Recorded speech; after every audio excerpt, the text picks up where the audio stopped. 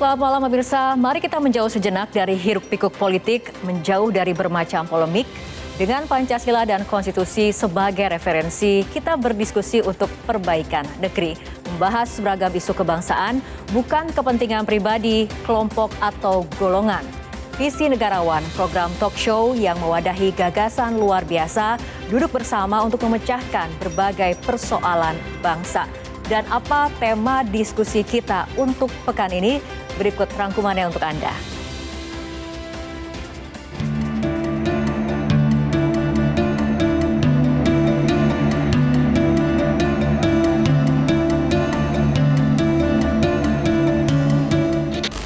Setiap bulan Mei, kita memperingati dua momen yang sangat penting dalam perjalanan sejarah bangsa Indonesia, yaitu Hari Pendidikan Nasional dan Hari Kebangkitan Nasional. Sejarah mencatat, pendidikan melahirkan kalangan bumi putra terpelajar.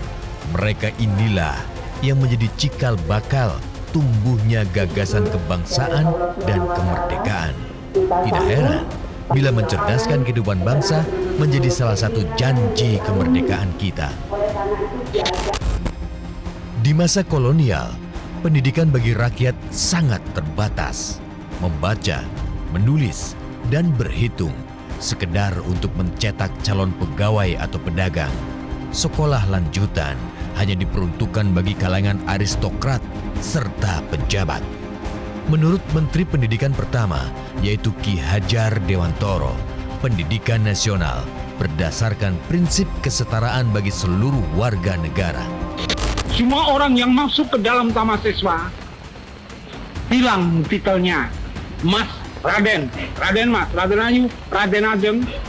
Ia masuk ke dalam taman siswa dengan titel Ki kalau laki-laki, Nyi kalau perempuan yang sudah bersuami, dan Mi kalau perempuan yang belum bersuami. Dengan begitu lalu kita sama. Di dalam taman siswa tidak ada perbedaan. Sumber daya manusia merupakan kunci menjadi negara unggul berkelas dunia. Dengan jumlah generasi muda mendominasi populasi, Indonesia disebut tengah mengalami bonus demografi. Bung Karno pernah berkata, "Beri aku 1000 orang tua, niscaya ku cabut Semeru dari akarnya. Namun beri aku 10 pemuda, akan ku guncang dunia." Kelimpahan sumber daya manusia dipercaya lebih berguna dibandingkan kelimpahan sumber daya alam. Cara berpikir kita, pola bertindak kita, perilaku kita, ini yang belum kita selesaikan. Untuk bisa membuat kita bangkit, berdiri tegak, dan menyatakan kami bangsa Indonesia siap menjadi bangsa adijaya. Kita yang berhak menentukan arah tujuan yang ingin kita capai. Kita yang berhak juga menyatakan bagaimana kita akan menjadi suatu bangsa yang mampu memiliki tingkat peradaban yang memang hebat untuk diakui dan diberikan penghargaan oleh seluruh bangsa-bangsa yang ada di permukaan bumi. Populasi yang didominasi generasi muda menjadi modal utama. Namun tanpa pendidikan, besarnya jumlah generasi muda akan menjadi beban dan bukan modal pembangunan. Sejumlah parameter kualitas sumber daya manusia masih memprihatinkan. Sebutlah skor PISA yang relatif stagnan selama 20 tahun terakhir, atau laporan Badan Pusat Statistik pada Februari 2024 yang menyebutkan mayoritas pekerja di Indonesia hanya lulusan sekolah dasar sebanyak 52 juta orang. Di tengah rendahnya tingkat pendidikan masyarakat, akses terhadap sekolah berkualitas juga terbatas. Pendidikan murah di sekolah negeri jumlahnya jauh lebih sedikit dibandingkan populasi. Akibatnya, terjadi kompetisi masuk sekolah negeri kerap diwarnai manipulasi. Persentase terendah adalah pekerja berpendidikan tinggi bila digabungkan seluruh lulusan diploma, sarjana, hingga strata 3. Jumlahnya hanya 12% dari seluruh tenaga kerja. Lonjakan UKT yang tengah menjadi polemik beberapa minggu ini boleh jadi bakal membuat persentase pekerja berpendidikan tinggi makin sedikit. Mencerdaskan kehidupan bangsa adalah janji kemerdekaan bangsa Indonesia. Konstitusi menjamin setiap warga negara mendapat pendidikan dan kewajiban negara adalah menyelenggarakan pendidikan nasional. Berbagai elemen masyarakat terus mendorong penataan ulang sistem pendidikan nasional melalui revisi Undang-Undang Sisdiknas. Omnibus Law ini akan mengakomodasi 23 undang-undang di sektor pendidikan.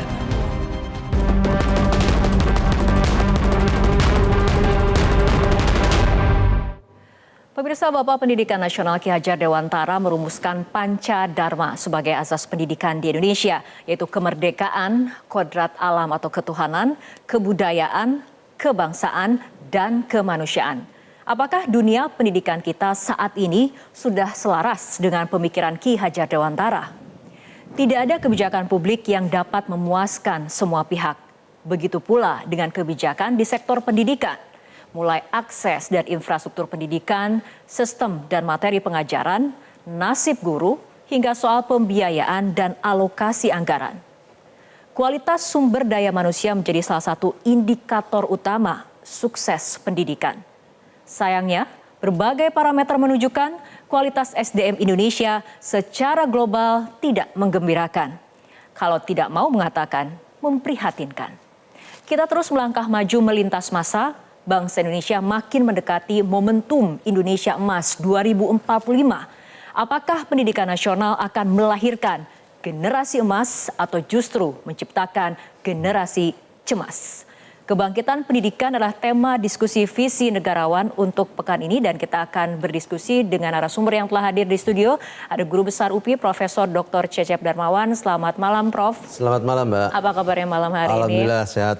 Baik, selain itu ada juga Direktur Eksekutif Cerdas, Mas Indra Karismiaji. Selamat malam, Mas Indra. Malam, Mbak Rara. Terima kasih sudah hadir bersama kami di Studio Metro TV. Dan juga kita akan berbincang bersama pengamat pendidikan, Dr. Iik Nurul Paik. Selamat malam, Pak Iik. Selamat malam. Terima kasih telah hadir di Studio Metro TV. Pak Iik dan juga Mas Indra serta Prof. Cecep, kita akan berdiskusi mengenai kebangkitan pendidikan nasional, tapi kita ikuti jeda berikut terlebih dahulu, di mana kami melakukan jejak pendapat sederhana melalui media sosial dan hasilnya mayoritas responden menilai SDM Indonesia belum mampu bersaing di tingkat global.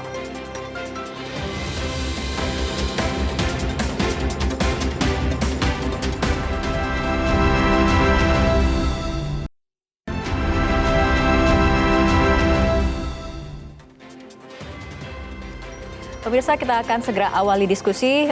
Pertanyaannya sama kepada Prof. Cecep, Mas Indra, dan juga Pak Iik. Ini bangsa Indonesia kan tengah pada masa transisi menjelang berakhirnya pemerintahan hasil pemilu 2019 dan kemudian nanti akan dimulai pemerintahan 2024, hasil pemilu 2024. Nah, bagaimana sebetulnya evaluasi singkat pendidikan nasional selama 1 dekade terakhir? Ini sudah sesuai tidak sih dengan cita-cita pendiri bangsa? Mungkin mulai dari Prof. Cecep terlebih dahulu, silakan. Ya, terima kasih, Mbak. Jadi kalau lihat pendidikan hari ini, lihatlah misalnya angka dari rata-rata lama sekolah kita ya. Oke. Dalam 10 tahun itu hanya naik 1 digit, 1, sekian. Artinya kalau kita sekarang 8,8 artinya juga belum lulus SMP ya. Baru mau lulus SMP. Kalau kita ingin anak bangsa kita lulusan SMA butuh 30 tahun lagi. Kalau tidak ada intervensi kebijakan dan semua standarisasi pendidikan yang bermutu. Artinya kita 30 tahun baru lulus SMA. Betapa kalau akan tidak ada intervensi kebijakan ya. Betul, betapa kita akan ketinggalan dengan bangsa-bangsa lain. Belum lagi soal mahalnya pendidikan hari ini. Yang makin sulit diakses oleh masyarakat marginal. Itu juga problem yang menurut saya ya tadi. Kalau tidak dibenahi menuju Indonesia emas, khawatirnya kita Indonesia cemas. Generasinya cemas gitu ya. Betul. Oleh karenanya saya kira ini harus ada semacam memperbaiki ya, grand design kembali. Bagaimana grand design pendidikan kita melalui sistem pendidikan nasional yang bermutu yang baik. Saya melihat sekarang Sisdiknas kita itu belum merupakan satu sistem pendidikan nasional. Ya, misalnya adakah kebijakan pendidikan yang satu pintu? Keuangan atau dana pendidikan saja yang 665 triliun, ya itu dibagi ya alokasinya malah untuk Kementerian Pendidikan hanya 98,9 triliun. Hanya 15% dari 665. Selebihnya di kementerian lain dan ke daerah juga. Jadi ini harusnya kalau kita komitmen dalam pengembangan sumber daya manusia yang unggul, apalagi 2025 tahun depan dan hari ini harus segera dirancang RPJP, rencana pembangunan jangka panjang 20 tahun menuju Indonesia Emas 2025 sampai sampai 2045 kan 20 tahun. Itu artinya harus dari sekarang ditentukan bagaimana arah pendidikan ke depan. Jadi jangan sampai kita itu tadi ganti menteri, ganti kebijakannya itu bukan ganti melanjutkan, tapi ya muter aja di situ. SMA, SMU, SMA, saya sering mencontohkan dulu ya, dulu kebijakannya seperti itu. Nah, sama juga 8 standar pendidikan, dari mulai standar isi kurikulum misalnya ya, standar lulusan, kompetensi lulusan, standar sarana prasarana, standar pembiayaan, standar dan lain-lain itu, harusnya pemerintah mulai hari ini memperbaiki, membuat grand design ke depan itu seperti apa. Mengapa PPDB itu selalu bermasalah? Saya sering mengatakan, karena memang standarisasinya belum baik. Kalau semua sekolah standarnya relatif sama, PPDB mau soal zonasi, non-zonasi, atau prestasi, nggak ada masalah. Ya, jadi ini soal komitmen bagaimana ya pemerintahan ke depan. Satu, pemerintahan yang profesional dalam bidang pendidikan. Yang kedua, bagaimana keberpihakan anggaran pendidikan itu benar-benar untuk biaya operasional dan investasi. Yang ketiganya, bagaimana seluruh stakeholder ya terlibat di dalam pemenuhan kebijakan pendidikan ini. Jadi seluruh kegiatan pendidikan harusnya melibatkan berbagai pihak stakeholder. Oke, Mas Indra pandangannya seperti apa? Ya, yang pertama kan kita harus kembali ke tugas konstitusional dari pemerintah itu mencerdaskan kehidupan bangsa. Ya. Sekarang kita sama-sama lihat bangsa ini udah cerdas belum. Kalau tadi kita lihat dari skor PISA, kita ini salah satu yang mutu pendidikan terburuk di dunia. Bahkan dari kajian Bank Dunia mengatakan sekolah di Indonesia bukan tambah pintar tapi tambah bodoh. Jadi kan itu sudah bertentangan dengan cita-cita pendiri bangsa untuk bangsa ini cerdas. Kalau dari World Population Review dikatakan IQ rata-rata bangsa ini 78,49. Itu kan lebih rendah dari Koko the Gorilla. Ya kan? Apa itu masih disebut cerdas? Nah, permasalahannya kenapa ini terjadi? Kita ini sudah keluar dari rel dan sudah nyebur jurang.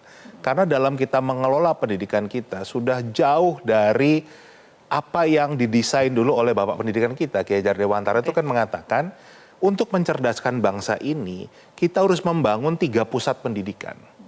Rumah harus jadi pusat pendidikan, pergerakan pemuda itu harus jadi pusat pendidikan, sekolah atau perguruan jadi pusat pendidikan. Kita itu isinya sekolah doang. Para orang tua Indonesia itu nggak punya panduan, nggak ngerti bagaimana cara mendidik anaknya. Pergerakan pemuda betul-betul nggak diarahkan gitu. Jadi kita betul-betul isinya persekolahan saja. Sudah isinya persekolahan saja, persekolahan kita dikelola dengan mekanisme pasar. Jadi betul-betul dibuat ini sangat berbeda dengan yang terjadi di seluruh dunia. Kalau di seluruh dunia itu yang namanya sekolah itu sama kayak jalan raya. Jadi setiap orang memang bisa menggunakan jalan tersebut ya kan tanpa bayar lagi. Ini bukan jalan tol ya, jalan raya ya kan gitu. Karena itu bagian dari hak asasi manusia. Tapi di Indonesia itu dibuat antara warga negara dan sekolah itu hubungannya kayak penjual dan pembeli. Makanya kan sekolah kita tuh sudah jadi marketplace. Coba arahnya bisa seperti ini Mas Indra menurut Anda? Ya itu salah kelola. Jadi cara kita mengelola sekolah itu bukan menjadikan sekolah sebagai tempat menuntut ilmu, tapi jadi tempat dagang. Makanya kita lihat kan di sekolah itu selalu ada jualan seragam, jualan buku. Minggu lalu kita bahas jualan study tour yang berujung maut kan, jualan wisuda, jualan toga, itu isinya jualan semua kan gitu. Sampai kuliah pun kenapa UKT mahal, ini pemerintah kembali yang salah kelola ini nyuruh perguruan tinggi kita jadi tempat nyari uang. Kan sudah betul-betul kacau ini. Kenapa nggak sekalian tentara suruh cari uang? Kan mahal tuh beli alutsista segala macam. Tapi kan ini pengelolaan yang keliru. Sekolah, perguruan tinggi itu tempat kita menghabiskan anggaran untuk mengembangkan ilmu pengetahuan, untuk mendidik anak bangsa, bukan tempat nyari uang. Tapi hanya di Indonesia saja, lembaga pendidikan ini dijadikan sebagai tempat mencari uang, menjadi pusat perdagangan, menjadi marketplace. Itu yang membuat kita menjadi mutunya terburuk, salah satu terburuk di dunia. Oke, baik. Pak Ik, ada pandangan yang berbeda atau sepakat deh dengan pernyataan ataupun pendapat dari Mas Indra dan juga Prof. Cecep? Ya, artinya kalau kita berbicara visi negarawan, Mbak ya, ini kan tadi kita mesti merujuk pada visi para pemimpin kita ya. Kalau hari ini kita diilhami oleh pikiran-pikiran Ki Hajar Dewantoro, itu kan bagaimana mencerdaskan kehidupan bangsa. Nah, kalau kita lihat sistem pendidikan nasional sekarang, bagaimana visi dan komitmen para pemimpin bangsa kita, ya. Itu kalau kita berbicara visi Pak Presiden misalnya, saya tidak menemukan itu bisa sampai pada visi seorang kepala daerah gitu ya. Ini kan sesuatu yang tidak nyambung. Kepala daerah mestinya dia juga ya pada tataran kabupaten kota misalnya itu punya visi bagaimana mengelola sistem pendidikan nasional ini ya yang menjadi otoritas di daerahnya. Itu betul-betul kalau saya melihat jangan dijadikan alat politik begitu ya. Begitu. Sebab di daerah itu visi pendidikan itu tidak sampai di sekolah ya. Visi pedagogis itu sekarang hancur, Mbak ya. Guru-guru kita dipolitisir ya hanya untuk pemenangan pilkada misalnya kan. Sementara ketika sekolah rusak, kemudian gaji guru sangat rendah. Ini kepala daerah tidak ada tuh pembelaan terhadap hal-hal seperti itu. Ini kan menurut saya sesuatu yang tidak visioner dan ini harus dibenahi begitu pada tataran grassroots. Harus dikembalikan pendidikan itu dengan ruh pedagogiknya ya. Jangan sampai guru-guru kita ini digiring-giring untuk kegiatan politik, ya, digiring-giring untuk berbagai kegiatan-kegiatan yang tidak ada sangkut pautnya dengan kegiatan pendidikan di sekolah. Ya. Jadi guru-guru kita banyak meninggalkan kelas hari ini dengan berbagai kegiatan-kegiatan yang didesain oleh pemerintah pusat. Ya. Sudah guru kita ini jumlahnya kurang, tidak merata. Kualitasnya juga banyak dipertanyakan. Banyak meninggalkan kelas. Boleh cek. Nah ini menurut saya sesuatu yang pada tataran implementasi perlu dikoreksi. Ya, ini ada beberapa poin ya evaluasi pendidikan dalam satu dekade terakhir. Ada dari sisi guru, ada seakan-akan sekolah menjadi marketplace menurut Mas Indra, dan juga mengenai grand design yang kemudian harus dirancang seperti dikatakan oleh Prof. Cecep. Tapi Prof. Cecep, kita melihat era sekarang, era globalisasi, SDM berkelas dunia itu sebuah tuntutan yang di depan mata, sebuah tuntutan keniscayaan seperti itu. Apakah kemudian dilihat di regulasi, misalnya dari Undang-Undang Sisdiknas, tadi sempat disinggung juga oleh Prof. Cecep, sudah bisa memberikan iklim yang kondusif untuk membuat ataupun menciptakan manusia Indonesia yang cerdas, yang bisa bersaing di tingkat global? Ya tentu pemerintah berupaya untuk itu ya, meskipun implementasinya belum seindah yang diinginkan. Beberapa hal misalnya bagaimana indeks pendidikan kita juga ya tidak begitu menggembirakan dibanding negara-negara lain. Yang kedua, kita juga melihat bahwa daya saing ya bangsa kita juga relatif rendah karena SDM kita juga belum begitu menggembirakan dari sisi daya saing itu. Artinya pendidikan tinggi kita, coba lihat perankingan perguruan tinggi kita ya secara internasional, secara global juga masih rendah. Ini menandakan bahwa kualitas pendidikan kita masih jauh dibanding negara-negara maju ya. Artinya memang kita harus berbenah ya, walaupun kita sudah lama merdeka, kita belum punya semacam peta jalan pendidikan. Ya, jadi akhirnya pendidikan kita itu tadi 5 tahun berubah lagi, 5 tahun berubah lagi. Mestinya ada grand design. Kenapa saya selalu mengatakan grand design peta jalan itu penting? Agar memastikan bahwa apa yang kita tuju dalam jangka panjang itu sebuah roadmap yang bisa dituju ya, sehingga siapapun menterinya, siapapun presidennya ikuti roadmap itu. Tinggal lanjutnya to be continue, terus saja melanjutkan itu. Jangan kemudian balik lagi ya dengan berbagai kebijakan yang hanya merubah casing ya, tapi substansinya nggak berubah. Itu yang penting. Yang kedua, kita pun belum, tadi saya katakan kita belum menjadi sebuah sistem pendidikan nasional. Undang-undangnya sistem pendidikan nasional, tapi juga di dalamnya belum menjadi sebuah sistem. Ya, contoh, kan tadi Pak Indra menyinggung ya soal filosofis Ki Hajar Dewantara, bagaimana pendidikan dari sisi formal, informal, non formal ya. Kita tuh kan selalu kalau orang tua sudah menyekolahkan anak merasa sudah selesai ya pendidikan tuh. Padahal kan ada 2/3 lagi, yaitu di masyarakat ya, juga di rumah. Kemudian sebuah sistem juga harusnya satu pintu deh. Yang ngurus pendidikan tuh hanya satu pintu saja, Menteri Pendidikan. Ya, kementerian lain kalau ada urusan pendidikan serahkan kepada Kementerian Pendidikan. Faktanya sekarang tumpang tindih seperti itu. Faktanya sekarang kan hampir semua kementerian punya lembaga pendidikan. Gitu ya. Nah, kecuali hal-hal tertentu mungkin masih memungkinkan. Tetapi bagi mereka yang sudah ada programnya di perguruan tinggi umum di bawah Kementerian Pendidikan, nggak usah lagi membuka program-program itu. Coba kita lihat sekarang. Pengangguran juga dari sisi pengangguran sarjana ya tiap hari nambah. Jadi di mana ya pertanyaannya bagus tuh. Di mana kualitas pendidikan kita selama ini? Terus apa yang salah? Apakah prosesnya? Apa standarisasi lainnya? Ataukah standar internasional yang terlalu tinggi? Sementara perguruan tinggi sekarang dipacu menjadi world class university. Ya, dengan biaya yang juga cukup besar dan pemerintah memberinya juga kecil, UKT jadi mahal. Kreativitas perguruan tinggi juga belum bisa diharapkan. Akhirnya UKT naik. Padahal ya janji pemerintah kan harusnya pendidikan yang terjangkau termasuk pendidikan tinggi. Dan pendidikan tinggi harus juga bagian yang tidak terpisahkan dari mencerdaskan kehidupan bangsa sehingga dia menjadi kebutuhan primer. Gitu. Oke, baik. Saya bergeser ke Mas Indra. Mas Indra, kita berbicara mengenai regulasi. Revisi Undang-Undang Sisdiknas ini kan menguat ketika kemudian dalam peringatan Hardiknas tahun ini. Menurut Anda poin-poin apa yang harus dicermati sehingga pertanyaan-pertanyaan mengenai arah pendidikan, kualitasnya kenapa masih seperti ini tuh bisa terjawab seperti itu, Mas Indra? Sederhana. Kalau kita bicara Undang-Undang Sisdiknas, itu kan harus berlandaskan Undang-Undang Dasar. UUD 1945 kan. Sampai hari ini UUD 1945 itu kita langgar terus-menerus. Pasal 31 ayat 2 misalnya mengatakan bahwa setiap warga negara wajib mendapatkan pendidikan dasar dan pemerintah wajib membiayainya. Itu amanat Undang-Undang Dasar. Bentar lagi nih Mbak Rara, ini udah tahun ke-8 nih saya akan diundang Metro TV bahas polemik PPDB zonasi.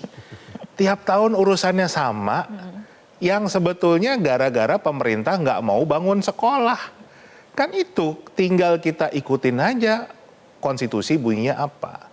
Pasal 31 ayat 3 itu mengatakan bahwa pemerintah mengupayakan satu sistem pendidikan nasional. Tadi Prof. Cecep sudah menyinggung ya. Sekarang ini kita tuh nggak jelas sebetulnya punya berapa sistem. Karena urusan sekolah dan kampus saja ada di Kemendikbud yang mitranya Komisi 10 di DPR RI. Ada di Kementerian Agama yang mitranya adalah Komisi 8 DPR RI. Ada di bawah Pemda yang di bawah Kementerian Dalam Negeri mitranya Komisi 2. Dan misalnya ada LPDP yang di bawah Kementerian Keuangan, mitranya Komisi 11, ini kan udah multisistem namanya, ya kan? Itu sudah melanggar Undang-Undang Dasar. Kita bicara pasal 31 ayat 4, bicara tentang anggaran pendidikan.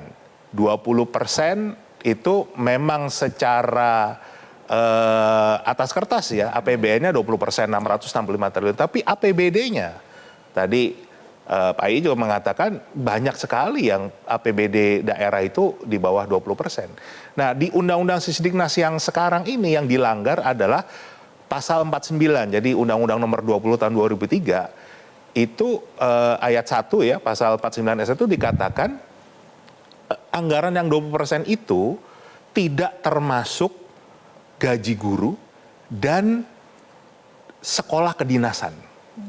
Yang gaji guru sudah direvisi oleh MK, masuk nggak apa-apa, tapi yang sekolah kedinasan, bayangin, belanja pemerintah pusat kita, itu ada 22 kementerian dan lembaga negara di luar Kemenak dan Kemendikbud yang mendapatkan anggaran pendidikan.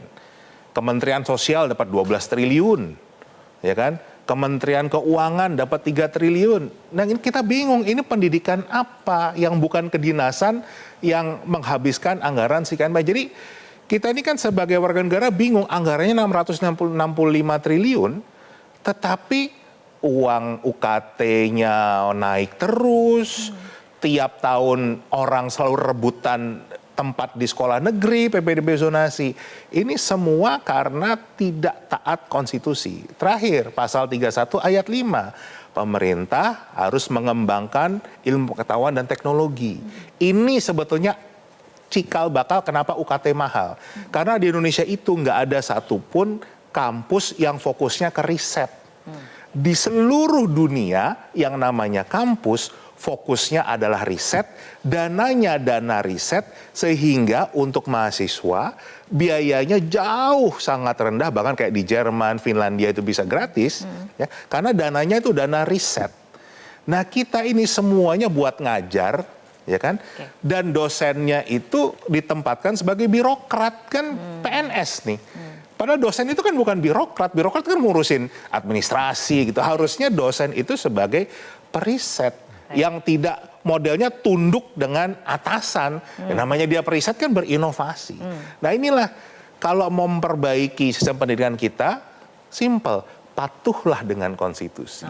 Jalankanlah konstitusi. Oke, baik. Itu poin mengenai regulasi konstitusi. Pak Iik ini berbicara mengenai regulasi atau peraturan juga. Tadi Pak Iik sudah menyinggung mengenai visi pendidikan di daerah seperti itu. Nah ini kan kesenjangan pendidikan antar daerah ini kan masih menjadi PR besar, persoalan besar. Berbicara mengenai aturan, apakah sudah solutif atau justru melebarkan kesenjangan itu sendiri, Pak Iik? Ya, saya kira kalau Indonesia kan dikenal negara yang terlampau banyak aturan ya, Pak Jab ya. Gitu, itu segala rupa diatur gitu ya.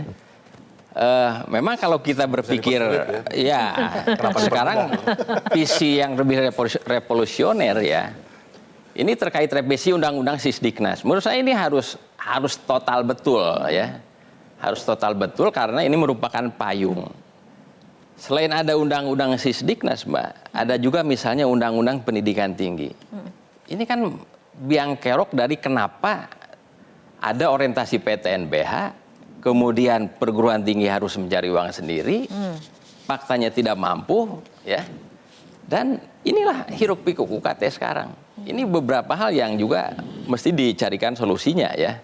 Tentu soal afirmasi tidak boleh terjadi sebetulnya. Kalau berpikir kita visi negarawan, tidak boleh terjadi mahasiswa yang sudah at home di perguruan tinggi milik negara itu hari-hari dihantui dengan drop out coba.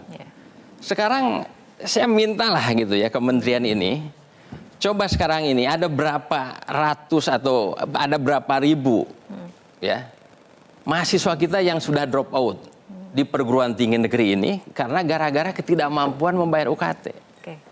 Ini juga harus ada evaluasi total ya, Pak Menteri ya, Ibu Sekjen, ini harus dievaluasi total.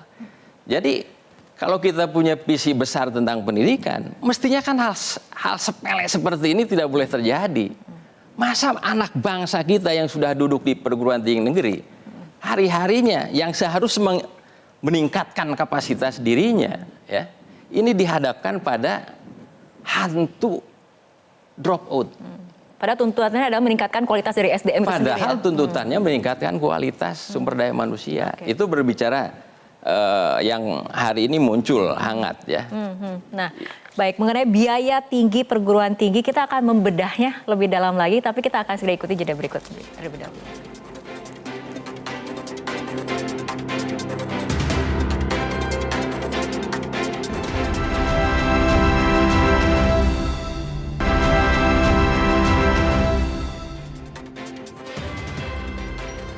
kita akan lanjutkan kembali diskusi. Saya akan ke Pak Ik. Terlebih dahulu Pak Ik mengenai isu biaya tinggi perguruan tinggi ini kan tengah ramai disoroti. Memangnya ataupun benarkah orang susah jangan kuliah? Kesannya jadi seperti itu kan? Ya mau tidak mau ya, artinya bisa seperti itu kesannya. Sehingga tentu ini situasi yang tidak boleh dibiarkan tanpa solusi. Ya. Harus ada solusi afirmasi. Bagi saya, hiruk pikuk UKT ini solusinya tidak boleh terjadi drop out. Ya. Soal solusinya apakah para rektor dengan kementerian seperti apa, ya, mencari uang yang jelas. Tidak boleh ada kata drop out bagi para mahasiswa kita, Mbak. Ya. Untuk soal yang sekarang ini. Tentu langkah-langkah yang lebih real ini diperlukan, ya, dievaluasi total seperti apa soal UKT di setiap perguruan tinggi ini, ya, sehingga fakta-fakta yang terjadi di lapangan ini bisa diserap betul oleh kementerian, ya, karena juga sangat terkait dengan sistem pendidikan tinggi kita, Pak. Kita ini pendidikan tinggi kita semakin sempit, Mas Indra, ya. 4 tahun sekarang.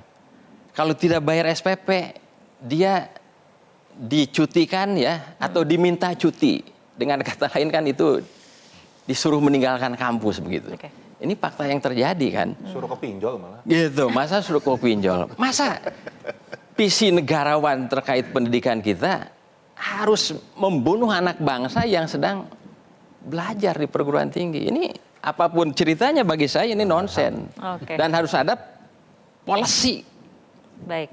Darurat ataupun permanen, ya, nanti setelah nanti presiden terpilih harus ada solusi permanen. Mudah-mudahan kita kan di media mendengar Pak Prabowo hari ini cukup punya komitmen tinggi, ya, untuk bisa meminimalisir biaya perguruan tinggi, bahkan kalau bisa menurut beliau gratis untuk semua mahasiswa PTN. Nah, mengenai, ya, kita apresiasi itulah. Oke, nah mengenai biaya gratis, tapi kita lihat dulu gambaran di negara lain seperti Finlandia yang kemudian sudah sangat terkenal dengan sistem pendidikannya yang terbaik di dunia, tapi kemudian kita tahu pendidikannya gratis dari PAUD bahkan hingga doktoral. Ini bukan mengenai kapan, tapi apakah Indonesia kita punya potensi, Prof. Cecep, memiliki sistem pendidikan terbaik di dunia? Ya, ini pertanyaannya luar biasa, ya. Menghela nafas dulu, Prof. Cecep, ya. Kayaknya. Kita akan memiliki sistem pendidikan terbaik di dunia. Kalau kita punya komitmen yang tinggi, sebenarnya konstitusi sudah menyatakan satu sistem pendidikan nasional, ya. Nah, itu kan sebenarnya amanah konstitusi. Kita untuk membangun satu sistem saja belum mampu. Jadi masih jauh tuh kalau bicara soal kualitas kita secara internasional, ya. Apalagi yang terbaik secara di dunia, masih jauh. Saya kira walaupun itu bisa dicapai, ya, tapi mungkin butuh waktu panjang. Makanya ini eranya sekarang Pak Prabowo, ya. Coba dudukan bagaimana pendidikan itu menjadi jadi hal yang primer, yang utama di antara yang utama.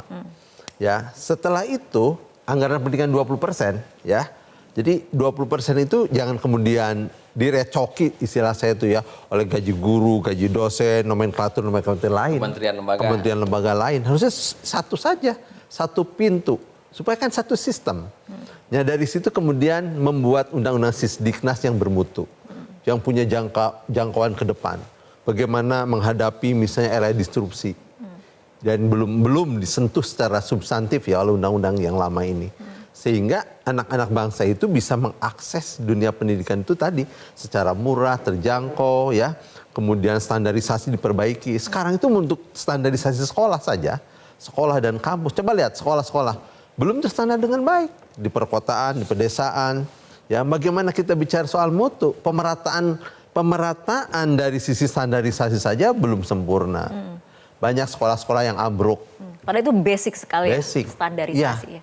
Banyak juga, ya, APBD tadi di daerah juga belum bisa mengcover bagaimana kesejahteraan guru, apalagi guru honorer.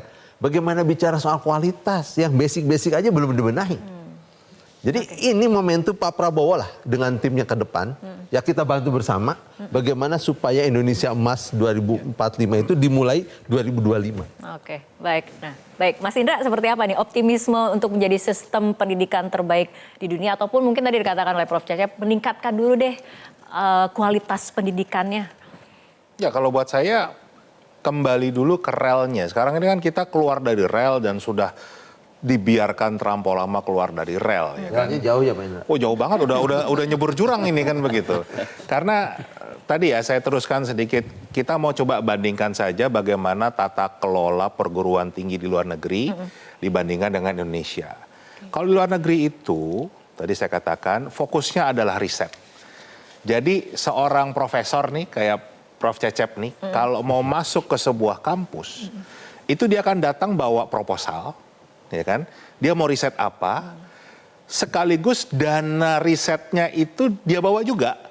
Mau dari pemerintah, dari NGO, dari korporasi ya, swasta, dari luar negeri, dari manapun. Nah itu nanti dia baru dikasih kontrak oleh kampus, ya kan? Bisa kontraknya sampai dia pensiun gitu, namanya tenure. Jadi anggaran kampus tuh dari situ. Makanya kayak di NTU misalnya di Singapura itu 70% anggaran kampus itu dapatnya dari dana riset ini. Nah 30%-nya baru dari mahasiswa. Dan apa yang diajarkan ke mahasiswa adalah hasil riset. Jadi ilmunya akan selalu baru, ya kan? Sedangkan kalau kita semuanya ngajar, ilmunya ilmu usaha nggak tahu yang riset siapa. Dan karena kita ini dosennya PNS, ya kan? Itu tiap tahun pasti gajinya naik kan? Makanya UKT juga naik terus karena mereka minta kenaikan gaji. Gaji tidak tiap tahun Pak. Oh gitu ya, Bro. Ini curhat jadinya, Bro. Ya kan? Jadi karena fokusnya ke SDM bukan ke riset itu. Nah, kalau kita mau mengelola perguruan tinggi yang baik sesuai dengan pasal 31 ayat 5, kembalikan. Itu nanti akan ekosistemnya akan terbuat menjadi baik. Kita ini kan karena tadi ya mekanismenya pasar.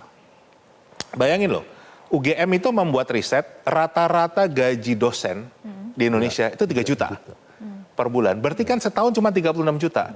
Bayangin sekarang IP ya, uang gedung nih 75 juta ke atas loh.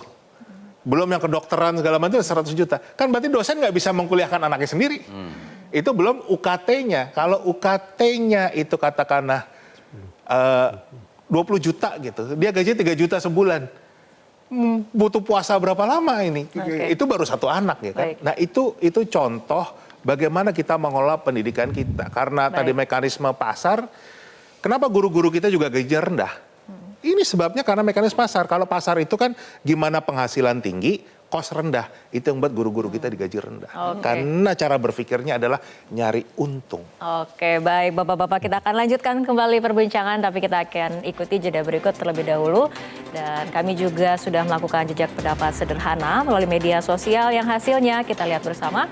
Mayoritas responden menilai guru atau dosen bukan merupakan profesi yang menjanjikan.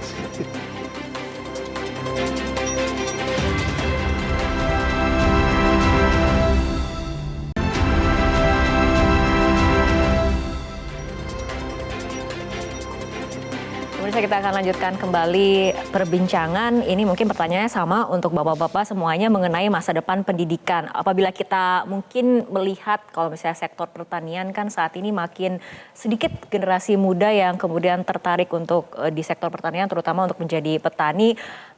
Masa depan pendidikan apakah akan seperti itu? Tapi tadi kemudian gambarannya sudah diberikan oleh Mas Indra mengenai gaji ataupun penghasilannya seperti apa. Sementara kan kita butuh pendidik yang berkualitas, tapi di satu sisi profesinya kemudian dianggap tidak menjanjikan seperti itu. Sementara kalau di Finlandia kan lagi-lagi karena mereka melakukan sistem pendidikan terbaik di dunia, ada syarat-syarat khusus. Syaratnya kemudian minimal lulus S2 dan kemudian profesi pengajar dianggap sama bergengsinya dengan profesi-profesi lain. Ini komentarnya seperti apa? Mungkin dari Prof. Cecep terlebih dahulu. Ya, semestinya memang guru dosen itu adalah profesi yang terhormat, ya, mendudukan profesi guru dosen itu adalah sebagaimana amanat konstitusi mencerdaskan kehidupan bangsa. Artinya pemerintah, negara juga harus memberi penghormatan yang terhormat juga kepada guru dan dosen. Setidak-tidaknya untuk kesejahteraannya, setidak-tidaknya guru dan dosen itu tidak hanya sekedar sibuk dalam pekerjaan, ya, tentang aplikasi segala macam, tetapi lebih mendorong bagaimana dua hal. Satu, kepastian karirnya, kedua tadi kesejahteraannya.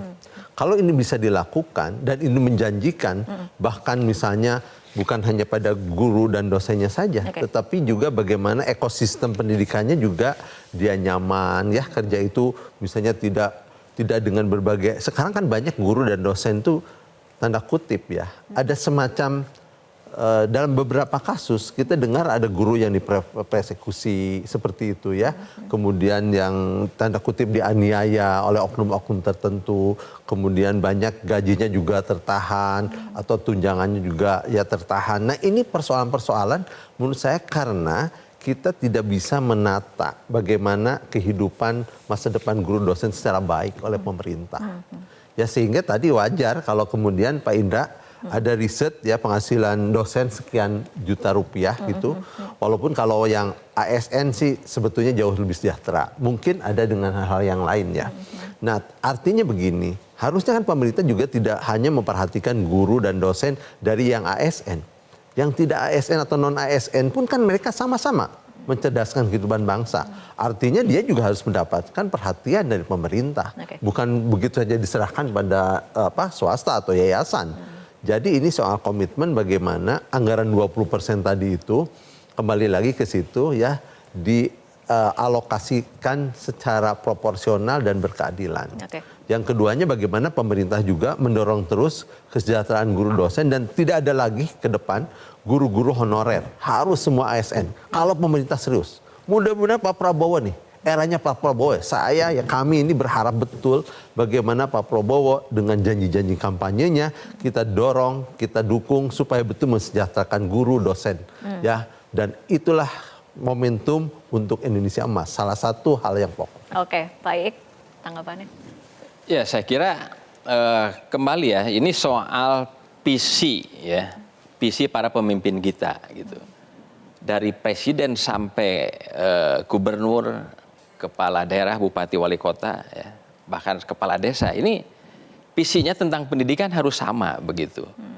Jangan sampai di daerah ini, jadi otonomi daerah ini, Mbak ya, menurut saya perlu juga dilakukan evaluasi total bagaimana proses penyelenggaraan pendidikan di daerah itu. Kalau saya pribadi melihat justru semakin buruk begitu, ya.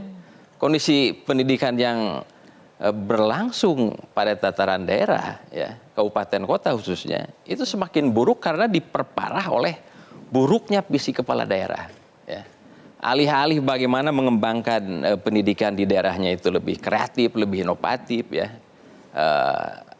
Ini malah tadi, ya, guru banyak pada posisi dipolitisasi, ditekan-tekan untuk kepentingan politik, yang dia tidak bisa menunaikan tugas-tugas pedagogik dan pendidikannya secara baik. Tidak ada ketenangan, tidak ada otonomi pedagogik yang dapat dia kembangkan di sekolah gitu ya. Guru banyak meninggalkan ruang kelas untuk berbagai kegiatan-kegiatan yang tidak ada sangkut pautnya dengan proses penyelenggaraan pendidikan.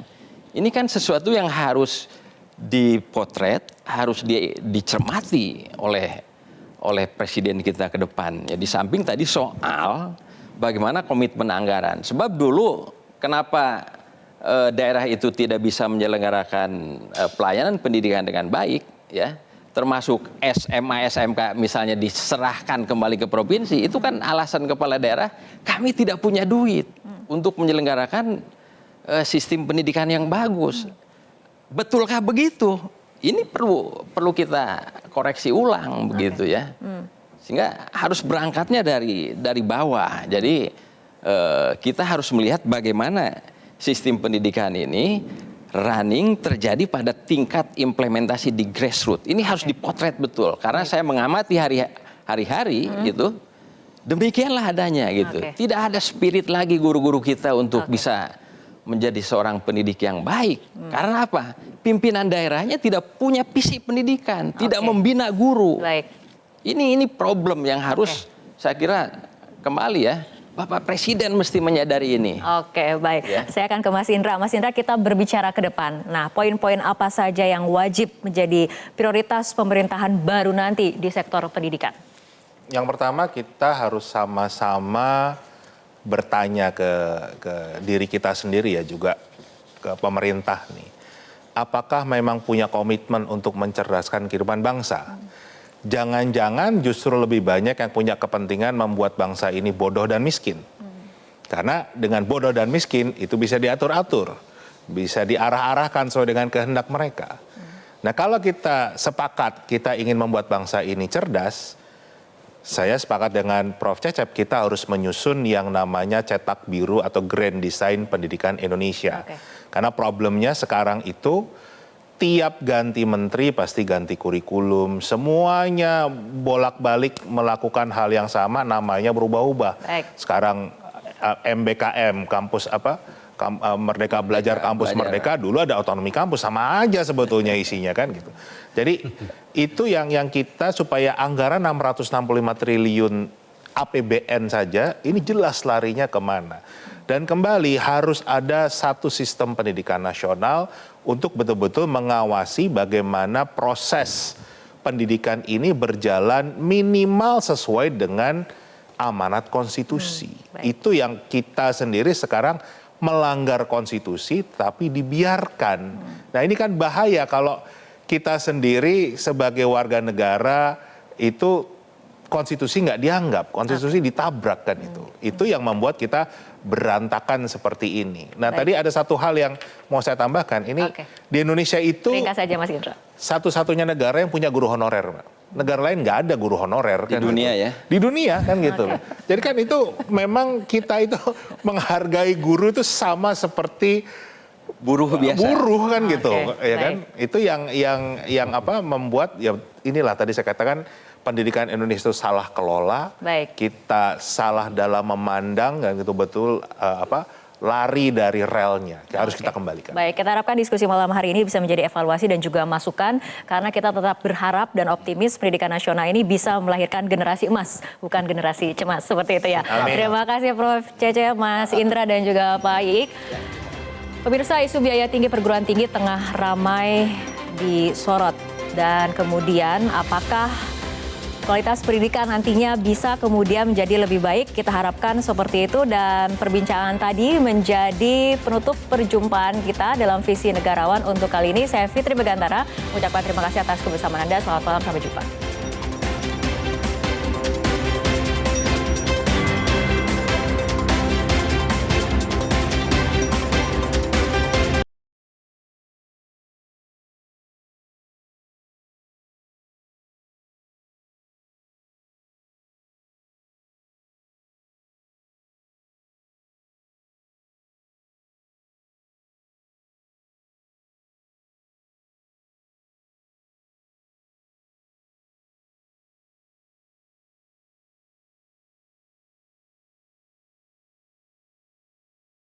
Jelajahi cara baru mendapatkan informasi. Download Metro TV Extend sekarang.